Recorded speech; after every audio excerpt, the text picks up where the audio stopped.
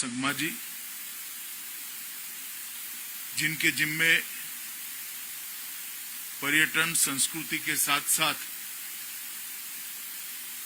Donor मंत्रालय की भी जिम्मेदारी है। ऐसे मेरे सहयोगी श्री जी किशन रेड्डी जी, पीएमओ में राज्य मंत्री और अंतरिक्ष विज्ञान और प्रौद्योगिकी के मंत्री भाई डॉक्टर जितेंद्र सिंह जी,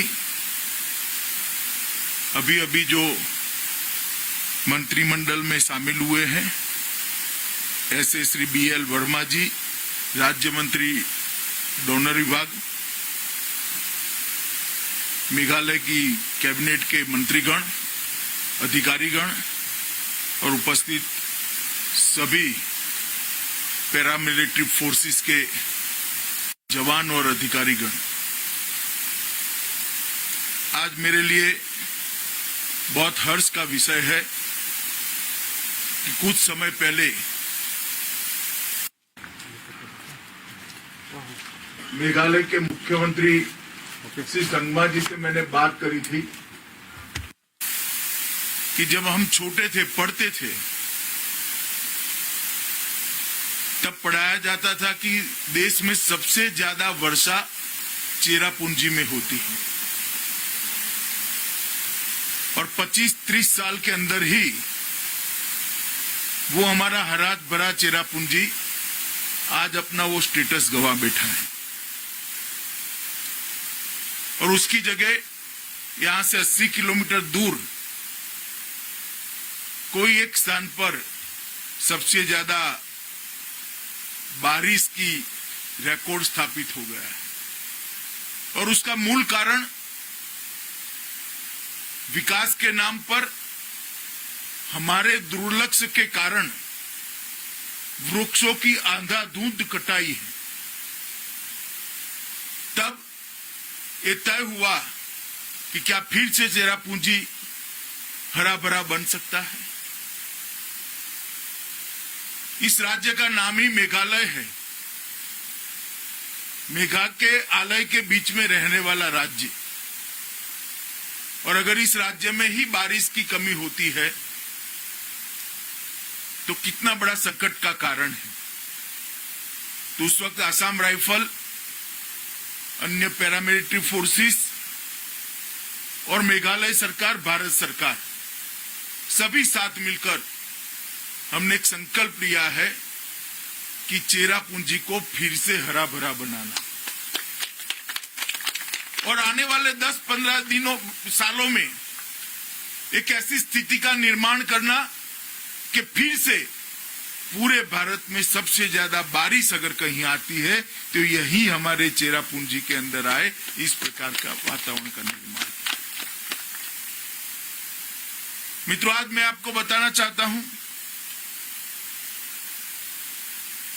कि देश की सीमाओं की सुरक्षा के लिए अहर्निश तैनात सारे पैरामिलिट्री फोर्सेस मिलकर देश की सीमाओं की चुनौतियों का, कितनी भी बड़ी चुनौती हो, वीरतापूर्वक सर्वोच्च बलिदान देकर उसका सामना करते हैं। और ढेर सारे उदाहरण हैं उनकी वीरता के कारण देश कई संकटों से बाहर आया है और आज हमारा सार्वभौमत्व अक्षुण्ण है। चाहे असम राइफल हो, चाहे BSF हो, चाहे SSB हो, चाहे इंडो तिब्बतियन पुलिस हो, सबने अलग अलग जगह पे वीरता दिखाते हुए हमारी सीमाओं की सुरक्षा की। CRPF ने देश की आंतरिक सुरक्षा को संभालते हुए इसी प्रकार के सर्वोच्च बलिदान के कई उदाहरण दिए हैं। मगर विगत 2 वर्षों से 2020 में और 2021 में उन्होंने पर्यावरण का भी मोर्चा संभाला है। मुझे आप लोगों को बताते हुए आनंद है कि गत साल कुल 1,48,000 पौधे पैरामिलिट्री फोर्सेस ने देश भर के अंदर रोपने का काम।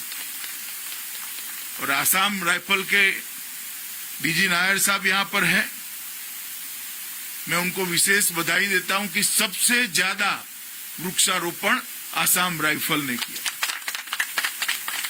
और मुझे ये बात का भी हर्ष है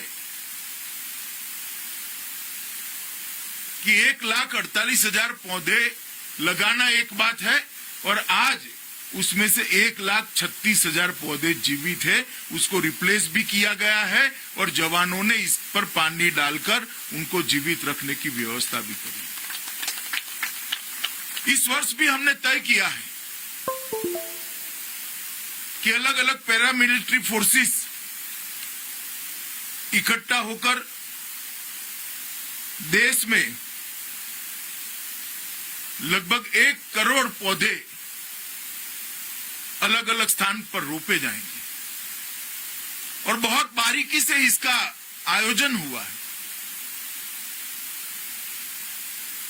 जहां मैदानी इलाके हैं वहां पीपल, वटवृक्ष, नीम, जामुन इस प्रकार के वृक्षों को लगाएंगे।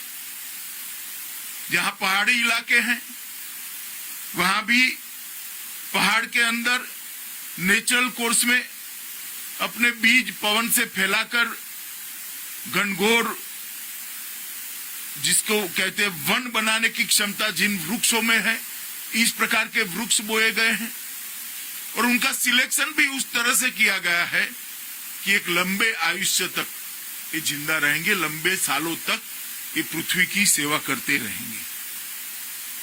और मुझे आनंद है कि आज उसी कार्यक्रम की कड़ी में लगभग 100 हेक्टेयर बंजर भूमि की हमने यहाँ पहचान की है।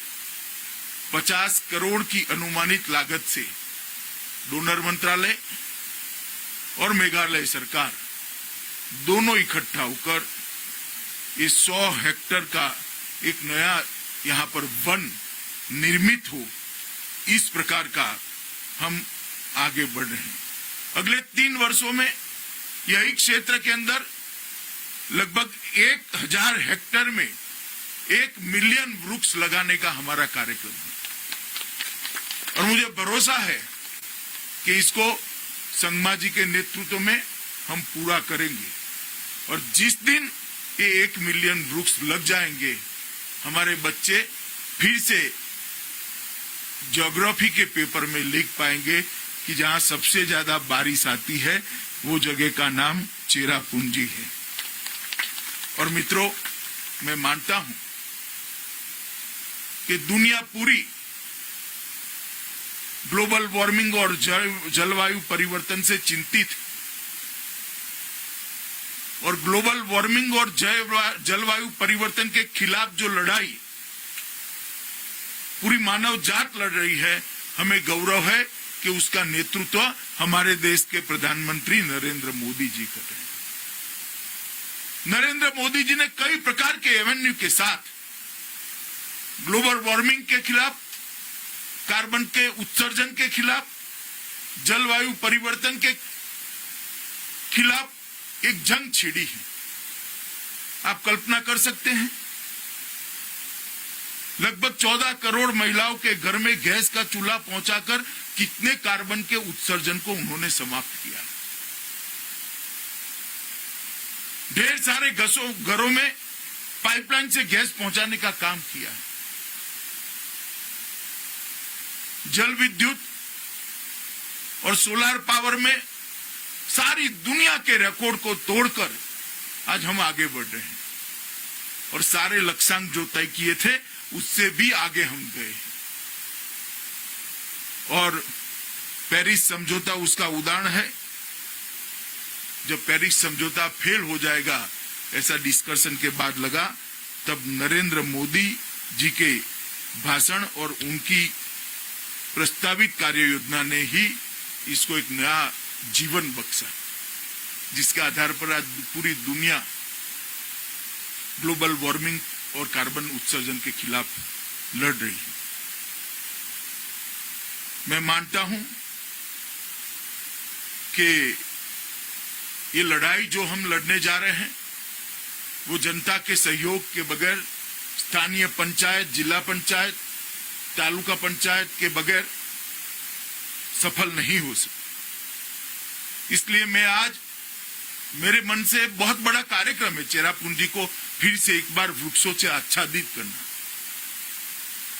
आज मैं देश भर की सभी पंचायतों को भी कहना चाहता हूं, विशेषकर जहां हमारे पैरामिलिट्री फोर्सेस वृक्षारोपण का कार्यक्रम कर रहे हैं, कि आप इनका सहयोग करिए, इनका हाथ बटाइए, उनके साथ आपकी ताकत को जोड़िए। और जो 1 करोड़ पौधे इस बार हमारे पैरामिलिट्री फोर्सेस बोने वाले हैं, लगाने वाले हैं, उसको जिंदा रखने में आप उनकी मदद करिए। ये चेरापूंजी का पूरा क्षेत्र वृक्षारोपण की दृष्टि से और वृक्षों जिंदा रखने की दृष्टि से असम राइफल गोद लेने वाला है, एडॉप्ट करने वाला है। और मैं आज असम राइफल के डीजी नायर जी को भी कहना चाहता हूं कि वृक्ष लगाना भी बड़ी सफलता है, मगर तय हुआ है इस प्रकार के वृक्ष लगाना बहुत बड़ी सफलता है। और इसका हमने डिटेल प्लानिंग किया है। वृक्ष क्यों कटते हैं? तो भाई ईंधन के लिए भी काटे जाते थे, कई बार कई अन्य उपयोगों के लिए भी काटे जाते हैं। तो हमने कुल भूमि में से 80% परंपरागत एवं प्राकृतिक रूप से तैयार होने वाले लंबी आयु वाले वृक्ष को रोपा है, और शेष 20% में झाड़ू, घास, ईंधन, लकड़ी, सिल्वी, सुगंधित पौधे, पशुचारण और सजावटी वृक्ष, ये सब और नर्सरी लगाने का तय किया है, जिससे वृक्ष काटने का भी कारण किसी ग्रामीण के पास न रहे। अगर उसकी सारी रिक्वायरमेंट्स यही वन से पूरी हो जाती है तो किसी को मन नहीं है बड़ा हुआ पौधा, बड़ा हुआ वृक्ष काटे। तो इस प्रकार से बहुत साइंटिफिक तरीके से डिटेल प्लानिंग कर चेरापूंजी को फिर से हरा भरा बनाने का एक महत्वाकांक्षी प्रोजेक्ट आज शुरू हुआ है। और यहाँ पर हमने मियावाकी सघन वृक्षारोपण करने वाले हैं। ये तकनीक घने और बहुस्तरीय वनों को बनाने के लिए बड़ी प्रसिद्ध तकनीक है। और इस टेक्निक से मल्टी लेवल फॉरेस्टिंग होती है और 30 गुना तेजी से जंगल बढ़ता है, और 3 साल के बाद वो मेंटेनेंस से मुक्त हो जाता है। तो हमने इसी टेक्निक को ये पूरे क्षेत्र के अंदर अपनाया है, और इससे इको टूरिज्म का तो निश्चित रूप से फायदा होगा ही। मैं बाय रोड ही आया हूं, मैंने देखा है कि यहाँ एक बार हरा भरा जंगल हो जाता है, अच्छे रिसोर्ट्स बना दिए जाते हैं, तो शिलोंग आने वाले यात्री को लिए 2 दिन यहाँ रहना ये बहुत बड़े आकर्षण का केंद्र बनने वाला है। इससे मेघालय के पर्यटन को भी बढ़ावा मिलेगा, टूरिज्म को भी बढ़ावा मिलेगा, और इको टूरिज्म का एक नया अध्याय मेघालय के इतिहास में भाई संगमा के नेतृत्व में जुड़ेगा। मित्रों, आज यहां से आगे जाकर एक वाटर सप्लाई स्कीम का भी लोकार्पण है। लगभग 25 करोड़ रुपए से greater Sohra water supply scheme आज शुरू होने जा रही है। डोनर मंत्रालय के जो अलग अलग प्रोजेक्ट है उसमें बड़ा महत्वाकांक्षी प्रोजेक्ट है। मैं डोनर मंत्रालय तो जरूर अभिनंदन देना चाहूंगा कि क्षेत्र को आपने चिन्हित भी किया और समयबद्ध तरीके से उसको पूरा भी किया है। मगर सोहरा के अंदर पानी की किल्लत होना बहुत बड़ी बात है, वो हमें जागरूक करती है ऐसे वन बनाने के लिए। खैर, मगर अभी तो पानी देना पड़ेगा। North east special infrastructure development scheme के तहत डोनर मंत्रालय और मेघालय सरकार ने मिलकर ये योजना को पूरा किया है। लगभग 25 करोड़ खर्च हुआ है। मैं संगमा जी को भी बधाई देना चाहता हूं कि समयबद्ध ये योजना को पूरा करने में मेघालय सरकार ने बहुत मदद भी की है और परिश्रम भी उठा है। जल जीवन मिशन जो देश के प्रधानमंत्री जी ने एक बड़ा महत्वाकांक्षी प्रोजेक्ट लिया है, देश के हर परिवार तक, हर घर तक शुद्ध पीने का पानी नल से पहुंचाना, क्योंकि पानी ही हमारे आरोग्य की मूल स्थिति को बनाता है या बिगाड़ता है। अगर पानी का स्रोत शुद्ध नहीं है तो कभी भी मानव शरीर आरोग्यप्रद नहीं रह सकता। इसलिए मोदी जी ने आजादी के 75 साल पूरे हो उसके पहले देश के हर घर में शुद्ध पीने का पानी पहुंचाने का लक्ष्य लिया है। मेघालय के अंदर इसकी बहुत अच्छे तरह से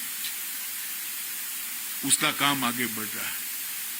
मैं सोचता हूं कि देश के आजादी के जब 75 साल होंगे तब मेघालय के 50 साल पूरे होंगे रचना के, और उस वक्त 3,39,000 परिवारों को शुद्ध पीने का पानी पहुंचाने का काम संगमा सरकार पूरा कर देगी, इसका मुझे भरोसा है। क्योंकि उसको जो आर्थिक मदद चाहिए थी वो पूरी आर्थिक मदद प्रधानमंत्री जी ने, भारत सरकार ने, डोनर मंत्रालय ने पूरी की है।